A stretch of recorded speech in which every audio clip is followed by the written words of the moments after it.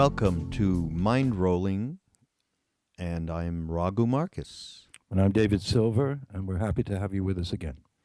And this is further along in our series that we did on location, our first Mind Rolling location.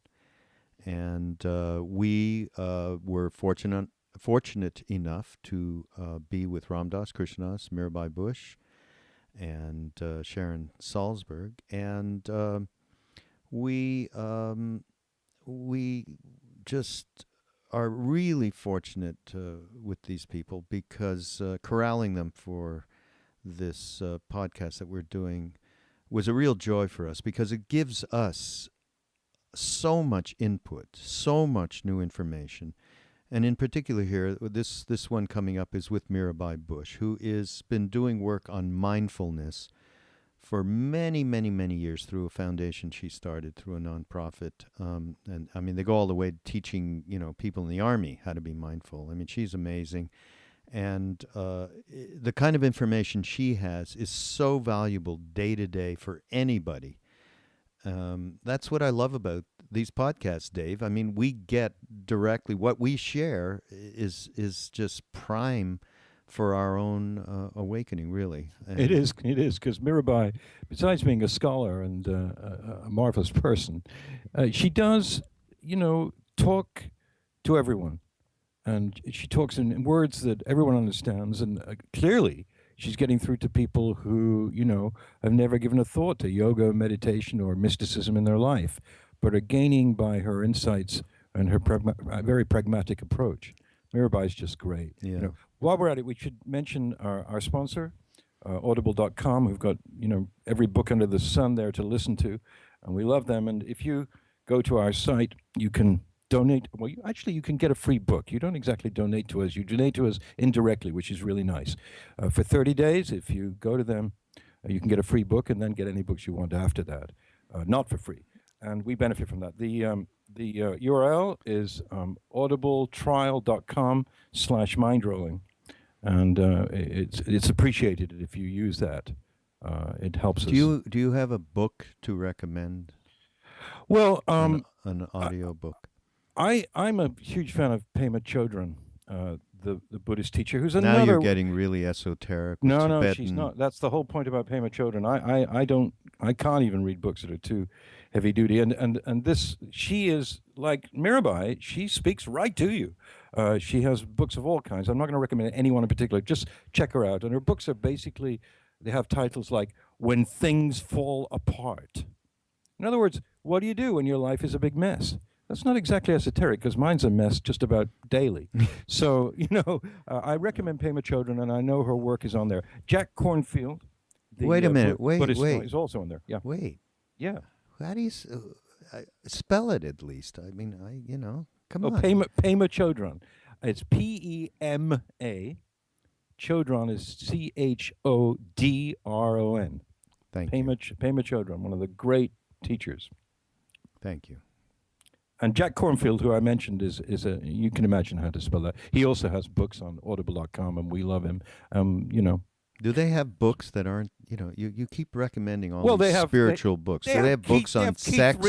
They have Keith Richards' life book read by Johnny Depp, who you may have heard of, if you want to go there. And I'm sure they've got, 50 Shades of Grey. That's I don't know. Right. I never read that, but I've heard about it. Yeah. Nor did I. Yeah. And the other ways in which you guys can help out here is obviously just hitting the old donate button, which David mentioned. Just go to the site; it's right there. And then Amazon.com. You go there and hit that link, and then everything you buy, we get a small piece of. So it's like it's a great way to help us, and it's no different for you, except that you have to remember to go through that portal on our site, mindrollingpodcast.com. So we appreciate it all, folks. This is, as I said last week or whatever week I said it, because I can't remember, but we have been doing this for a few months. And, so we are just we feel like we've got a nice gathering of folks that are coming to the podcast and sharing with us. We're getting lots of mail, and it really feels good, and we're happy, and we hope you're happy. And if you are, it'd be great to help us out. Now, I think we're going to go right in. Dave, are we ready for Mirabai Bush? Mirabai. Yes. Mirabai, yeah. Here she is on location in Maui.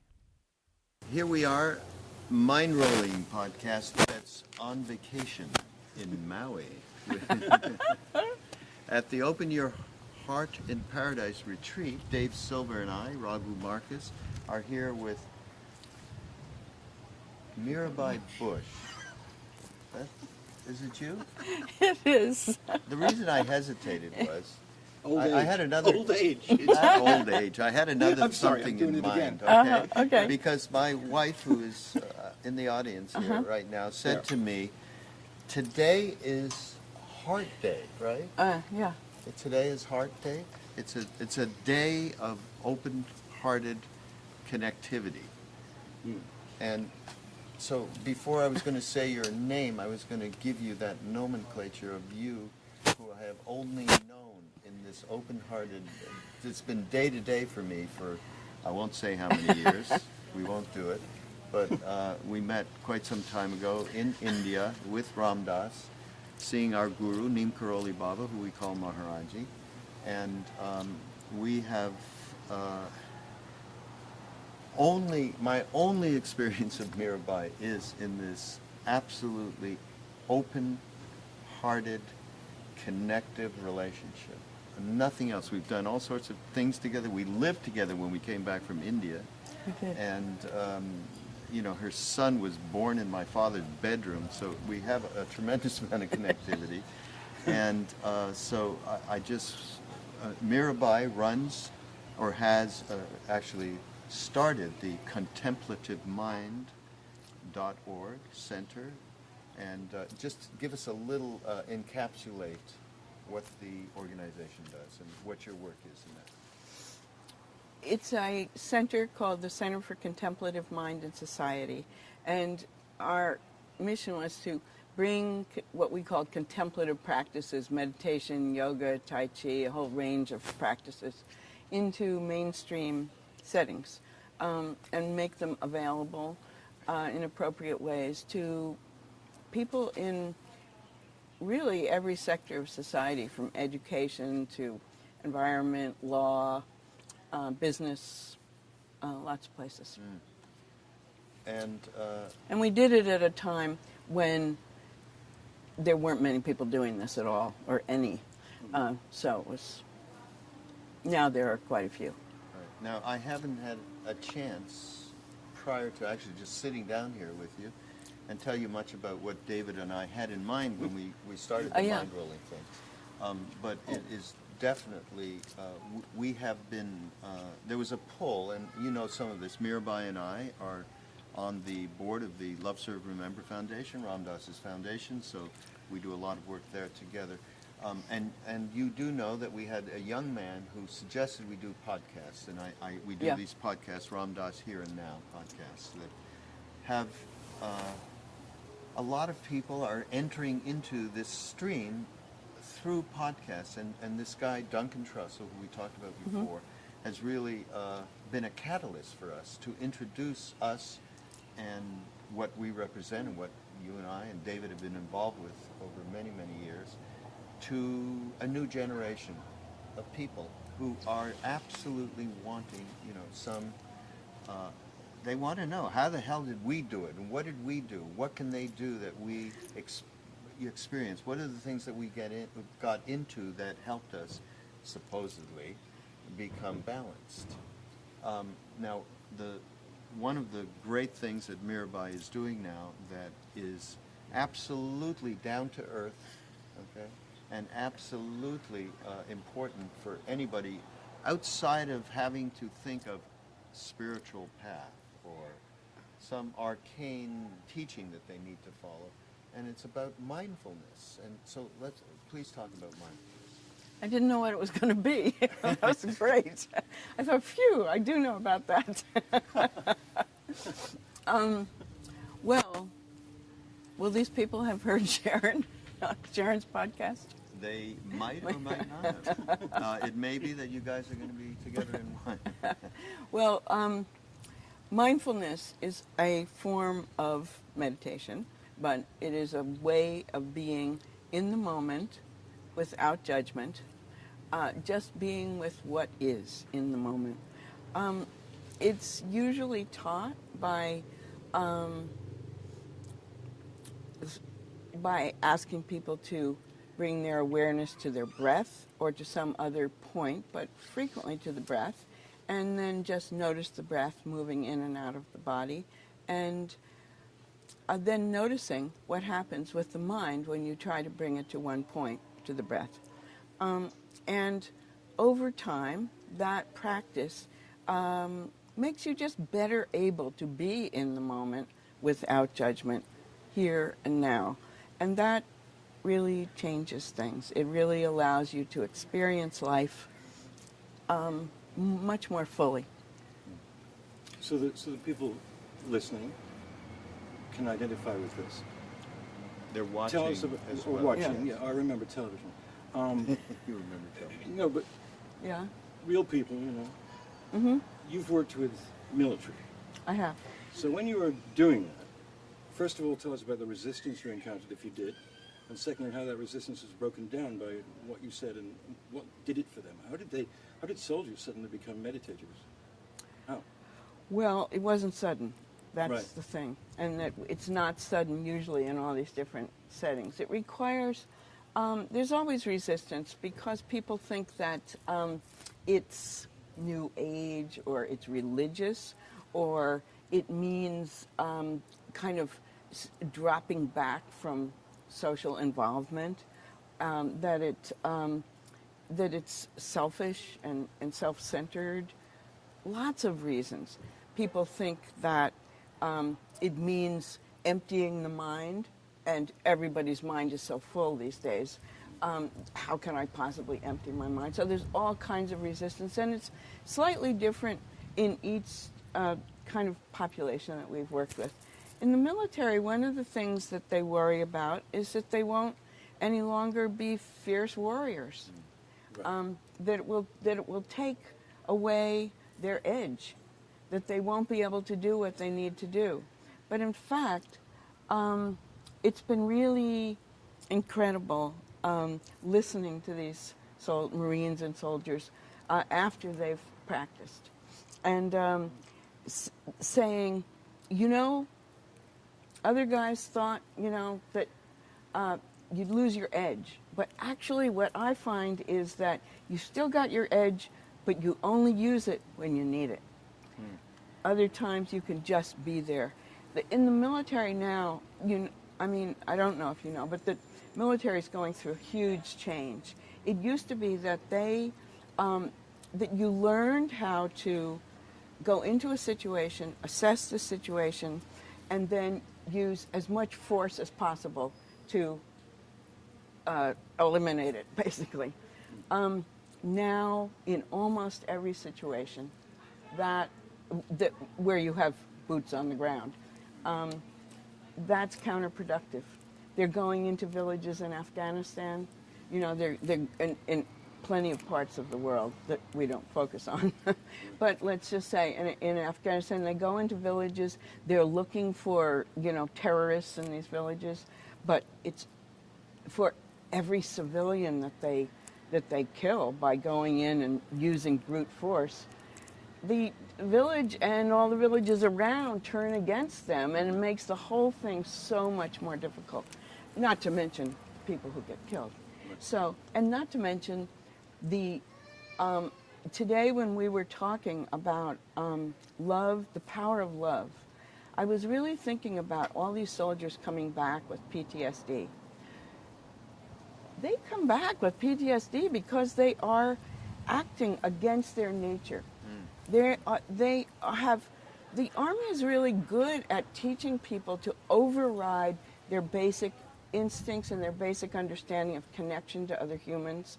And I mean, they feel that in certain circumstances and maybe in former wars, it was really necessary. You had to learn how to totally override your instinct and kill another person. But now, very frequently when that happens, it hasn't helped the mission at all. And so they come home, they've not only gone against their basic nature and killed somebody, or many people, but it hasn't helped. At least if you feel like you're defending the country, you know, then that's why there weren't so many soldiers in earlier wars that suffered in this way, I think. But, so, anyhow, so the mindfulness practice has helped them become, you could say, more intuitive when they go into a village. They talk about how they notice things like they can notice whether there's, you know, like a potential weapon under somebody's jacket. They look for the folds in the jacket instead of going right in, going for the guy. They're being in the moment without judgment. They're looking for all the details in the circumstance. The Army has this this expression, situational awareness, which they call SA, because you know everything's acronyms. But situational awareness is mindfulness. They have to cultivate that. They have to know what's happening. But they were looking at a different level before. Now they're like looking in a more, Sharon used the word fine, a finer way, you know, finer grain. And they're making many fewer, well, I don't call them mistakes, but, you know, they are moving more toward being peacemakers and being in a counterinsurgency, not an aggressive offensive war. Wow, that's I don't know if you wanted all of that. No, no. Do we want it? I think that's core No, material that's what here. people are, you know, that is one, we talk a lot about stressors from our Yeah. time, Yeah. when we grew up in the 60s, the war was happening then and so on, and we compare them to the stressors that people are going through now, and certainly these are things that are on, especially, you know, younger generation's minds. Yeah. Absolutely, for sure. Just to get back at something that's kind of before mindfulness, which is stuff that we've been talking It's a little bit- 2,500 years old. Yeah, that's true. Sorry, but This but may I go mean, there back. were things before that. Yeah. So one of the other things that we've been talking about here at the retreat is about security, feeling secure, feeling trust. Now, I know, and we share this in common, the three of us, when we met Ram Dass, one of the most immediate things was trust. I absolutely trusted what he was saying. And I knew there was a path then. That was my first, I mean, I had never had that kind of trust with anybody before. Not my parents, nobody. I mean, I don't remember, even friends, which, you know, the kind of give and take that's there. So that trust is elemental as far as I'm concerned.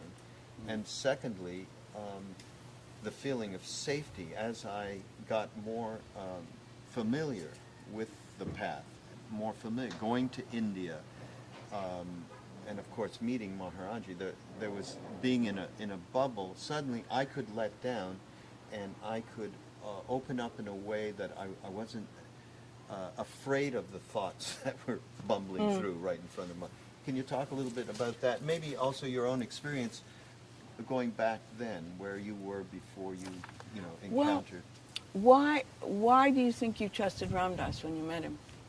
It was, aside from the words, which made sense, but the vibration that I felt from those words literally changed my molecular dynamic. I felt completely different, and I can only think back, and that trust is the Yeah, I mean, I have the same because the words that you articulated were inside of your stressed brain, talking to you. This happened, it made me guilty, and he admitted what he did. Whoa, who was admitting what they did ever in a public situation or anything at that time? and then you felt released somewhat because he was so honest. Yeah. I trusted him because it was an all-inclusive rap. Bad, good, indifferent. And I thought, oh, I'm not so terrible. That was kind of what happened to me. Yeah. Caring. There was a caring there, compassion, that I had never really, an honest compassion, I guess, that engendered the trust coming from. Is that? Yeah, well, I thought you were going to say that you trusted him because, and this is my experience, that he was telling the truth. And I think that's the vibrational thing, you Right, know, yes. that he and others, I felt they were telling me the truth. And so, and it has to do with that the truth giving us a glimpse, because the truth based on truth of reality of the interconnection of all phenomena, of all people, of everything. And that once you, if you sense that someone has a deep understanding of that interconnection, you know that they won't hurt you. I mean, they may do, stuff may happen, but essentially they don't want to hurt you because they don't see you as other. They don't see you as separate from themselves. And that was my experience with Ram Dass and with Maharaji and with other great teachers, is that they know that we're connected. And you feel them mirroring you when you're with them. And then in that case, why would they want to hurt you in any way? I mean, in the broadest sense of safety, So we were talking today about the relationship of love and safety and trust. And that that when you have the experience either of being loved or of allowing yourself to love fully, that then you're in the presence of that interconnection. And I think that makes us feel very safe because that's the truth of how things are. Things happen, but resting in the truth I just think it gives us a sense of rightness of being, and that's, I know, what a lot of us discovered that time. When you were working with young people who had been not safe in their childhood, in Chicago, I think you were saying, how do you restore? I mean, mindfulness, yes, meditation, yes, but ultimately, a really hardened boy or girl who just had no love and maybe no family at all. How did you work with that? Well, that wasn't a long-term project for me, and I'm not really an expert in that. But what I have seen is, and what I know in myself, is that really having a loving person in your life who you can trust. I worked in this program in Springfield, Massachusetts for a while with young African-American men who had mostly dropped out of school, terrible schools. And they dropped out of school, and we had this kind of holistic, comprehensive program, everything from, sneakers to food to our big thing was getting them prepared to and into college of different kinds.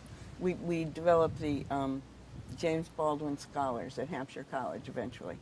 But these guys, so great. But so one of them, I got particularly close to one of these guys, and he came to live with us for a while. One of the things we did, which was really great, was we got them summer jobs for all the reasons, that created funds, but also, the good work and so on. And this was really, kind of worlds coming together. I was part of Seva Foundation then, and one of the founders of another founder of Seva Foundation besides Ramdas was Wavy Gravy. And Wavy Gravy, who was part of the Hog Farm, a commune that started in the 60s, and they were like the backstage for the Grateful Dead, and they played a central role in the unfolding of the hippie 60s. So Wavy, after all that major activity, started a camp in Northern California called Camp Winter Rainbow. And there was a point at which right around the time I was working with these guys in Springfield, where they realized that they had a lot of children of musicians from San Francisco and LA, and children of grown-up hippies and so on.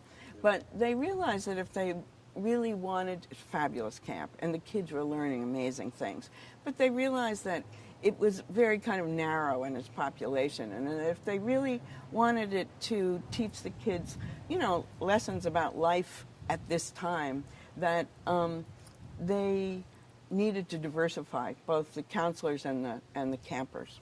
So and they didn't. So they needed counselors of color right after they made the decision. So I said, well, I could send you some guys from Springfield. So this one wonderful guy, Tacky, and so he wanted a job there, and he just wanted a job, and so we set him up for this job, and he went out there. I remember when he was leaving, all the guys were sitting on the steps of this house that we had, and he said he was going to California, and they had no idea in their minds about what. The only thing they knew was 90210.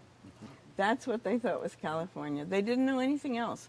It was moments like that were just so touching, But anyhow, off he went, and he went up to camp, and he was a big hit. He taught basketball or something, and then he came back.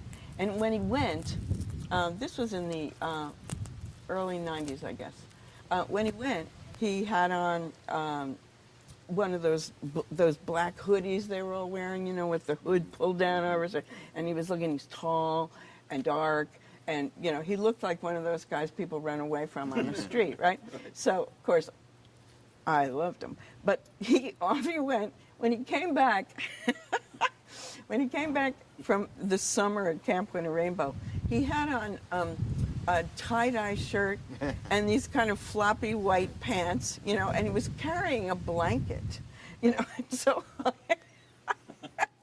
because things are just so hang loose, out there. And I said, Tacky, you better get in the car immediately before anybody sees you, or you're dead. So anyhow, so he came to live with us after. This is all leading up to a story about trust and love, but he came to live with us after that, and until he could find his own place. And we had such a good connection with him, and he was totally grateful. But he'd been adopted, and he'd been adopted by a family that already had too many kids.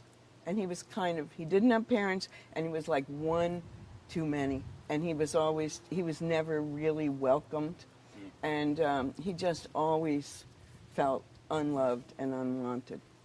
And so when he was living with us, he would do one thing after another to try to destroy our love for him, He would steal things from us. He would lie to us, and he would just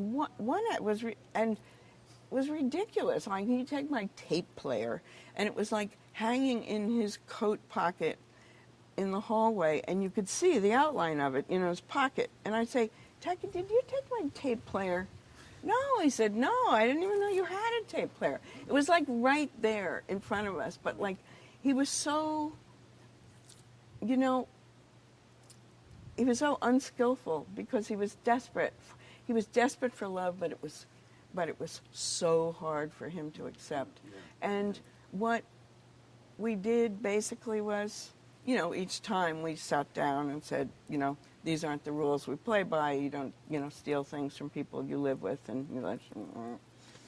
But each time we said, look, just, don't do it again, and it was time after time, and, eventually he accepted love, and Oh, he did. This is a good ending. yes, oh, this is a very happy ending, Good, good. and later he got married. He married someone he'd met, the son of 2 Jewish psychotherapists from Berkeley.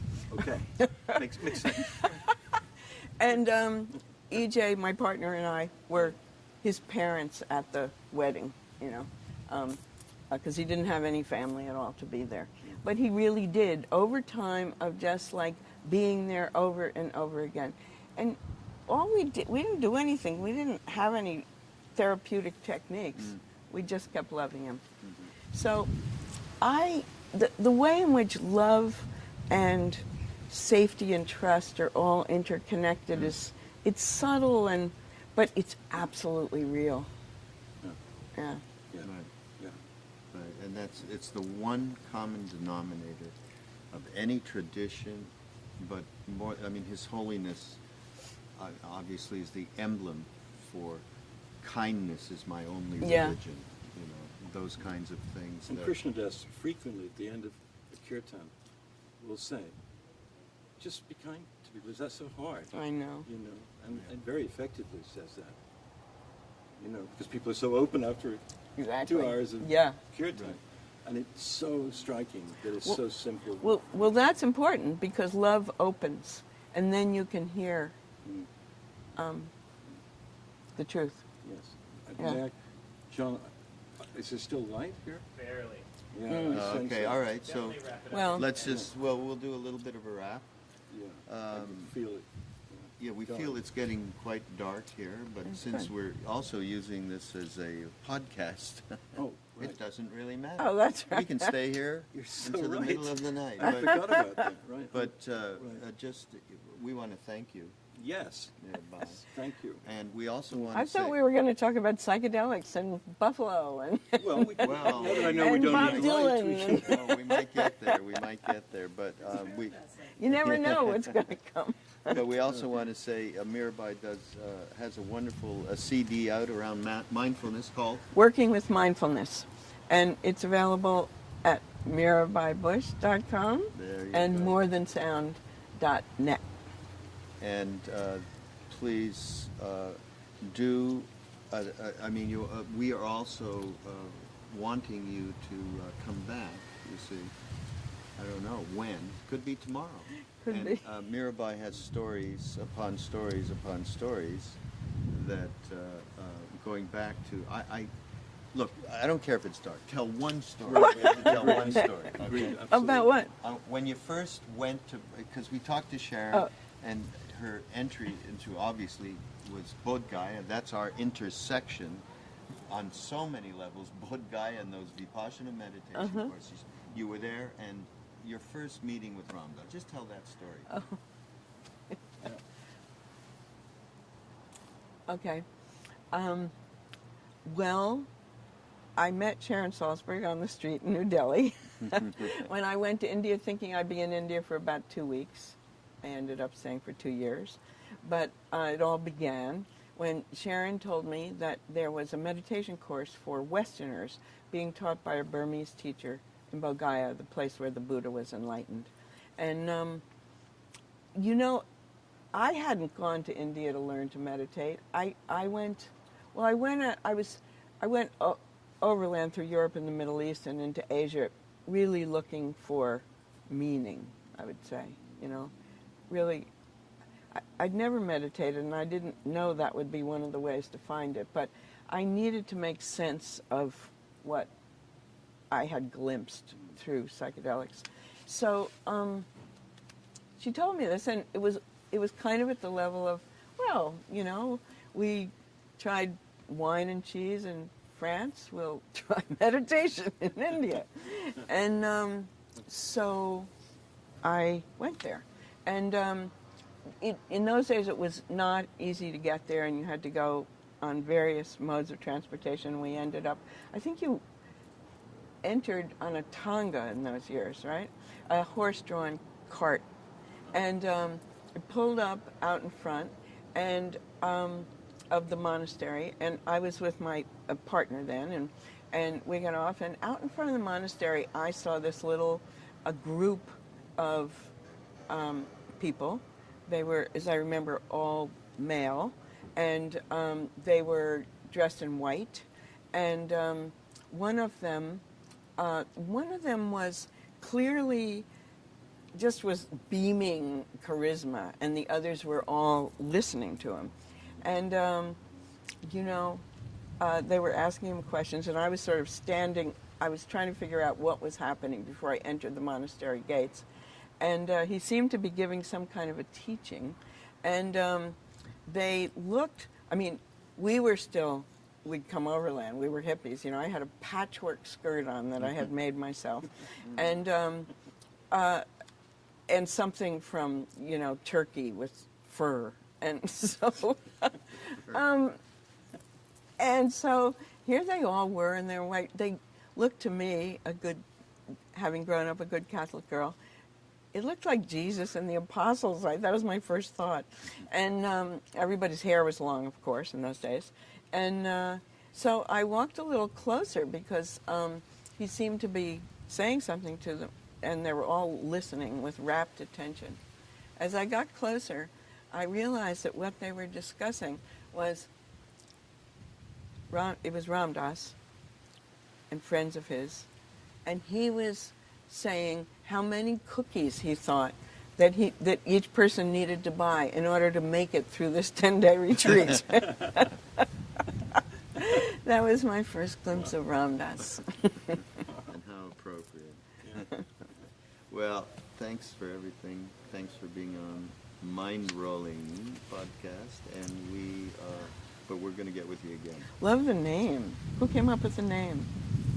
I'll mention it again because we have to give all kudos to Mind Rolling Jetsun Khandro Rinpoche, who I love. She's amazing. Who is the most amazing lama, who gives this. I was turned on to her because she did a thing called Transforming Disturbing Emotions. And I thought I had quite a few of those, so I actually went online, and that's where I found her. and I thought, who's the only other person that could have more disturbing negative emotions and thoughts than me? And it was David Silver, so here we are, and that's why we're doing this. Horrible. Thank you, everybody. Thank you. See you next time. Thank you, Mirabai. We love you. That was great. Thanks for listening, everybody, to this latest Mind Rolling podcast on location with Mirabai Bush. And David, it was pretty damn good to get this kind of information about mindfulness from her, no? It was great, and it was actually just great to hang out with her. She's just fabulous, and we were outside for this one, and which is really not a problem in Maui. But if there was a little wind noise or something, just excuse us for that, because we were outside by a small putting course, if I remember rightly. Putting? There's no Putting. putting. Putting golf, Jeez. like miniature golf type Yes, of deal. yeah, putty.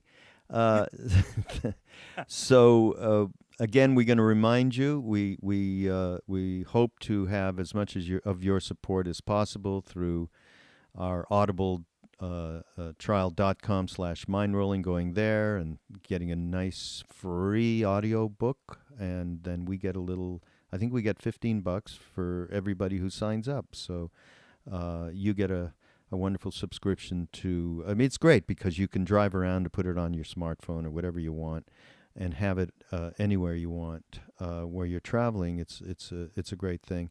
And also, go to our Amazon portal on the site. We get a little piece of that. That would be great. And hit the donation button if you feel it too. We appreciate you all, and we'll see you next week. Yeah, thanks for listening.